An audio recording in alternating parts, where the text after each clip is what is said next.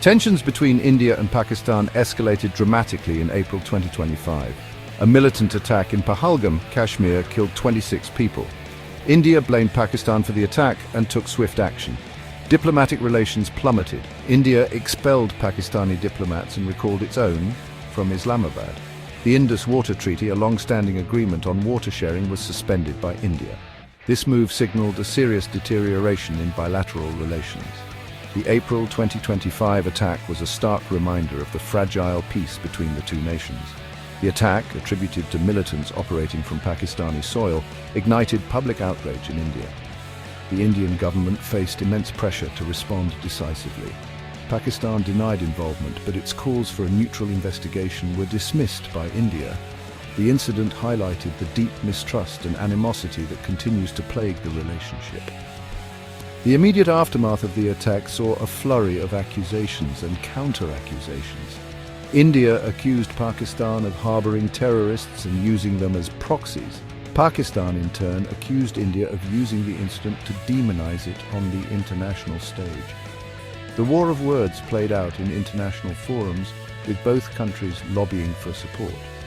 The incident underscored the volatile nature of the relationship and the constant potential for even small incidents to spiral out of control. The diplomatic fallout from the attack was swift and severe. Both countries withdrew their ambassadors and downgraded their diplomatic missions. Cross-border travel, already restricted, was halted entirely. This included the suspension of visas and the closure of the Wagah-Atari border crossing. These actions severed almost all official channels of communication between the two nuclear-armed neighbors. The April 2025 attack had immediate and significant economic consequences. India suspended all official trade with Pakistan. This decision exacerbated an already strained trade relationship. Bilateral trade had been declining for years. In 2018, it stood at $2.41 billion. By 2024, this figure had dwindled to $1.2 billion. The complete halt in trade threatened to cripple certain sectors of the Pakistani economy. The pharmaceutical industry in Pakistan relies heavily on imports from India. The trade suspension threatened to create shortages of essential medicines. The closure of the Wagah-Atari border crossing had ripple effects beyond bilateral trade. It disrupted trade routes used for goods transiting through Pakistan to Afghanistan. This disruption impacted regional trade and increased costs for businesses in all three countries. Despite the official trade embargo, a substantial unofficial trade network persists. Estimates suggest this informal trade could be worth as much as $10 billion annually.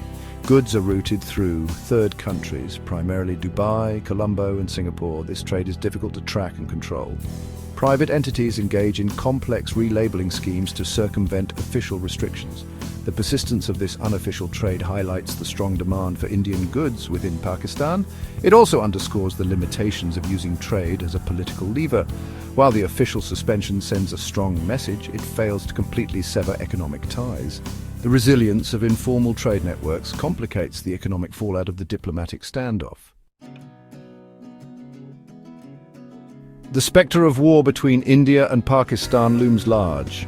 Both nations possess significant military capabilities.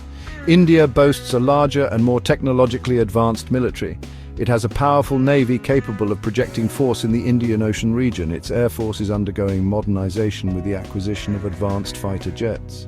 Pakistan, while having a smaller military, possesses nuclear weapons. It has a stated policy of first use in a major conflict. This nuclear arsenal is a significant deterrent against a full-scale Indian attack. Pakistan has also invested heavily in its army and developed significant capabilities in ballistic missiles. The disparity in conventional military strength makes a full-blown war unlikely. However, the risk of miscalculation or escalation cannot be ignored. Pakistan, facing India's conventional superiority, is more likely to resort to asymmetric warfare tactics.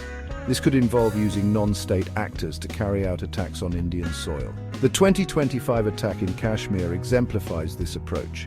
By using militant groups, Pakistan can plausibly deny direct involvement while achieving its strategic objectives. This asymmetric strategy allows Pakistan to inflict damage and maintain pressure on India without triggering a full-scale war. This approach, however, carries significant risks. It could easily spiral out of control and draw both countries into a wider conflict. At the heart of the India-Pakistan conflict lies the disputed region of Kashmir. Both countries claim the region in its entirety and administer parts of it. This territorial dispute has been the primary flashpoint between the two nations since their independence in 1947. It has led to 3 major wars and numerous smaller conflicts. The April 2025 attack in Indian-administered Kashmir reignited long-standing tensions. It highlighted the volatile nature of the dispute and the constant potential for violence. The attack served as a stark reminder that the Kashmir issue remains unresolved. It continues to pose a significant threat to regional peace and stability. The risk of a full-scale war between India and Pakistan remains a serious concern. The presence of nuclear weapons on both sides adds a terrifying dimension to the conflict.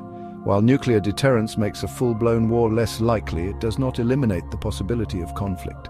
The use of asymmetric warfare tactics by Pakistan increases the risk of miscalculation. Even a limited conflict could escalate rapidly and draw in external actors. The international community has a crucial role to play in diffusing tensions.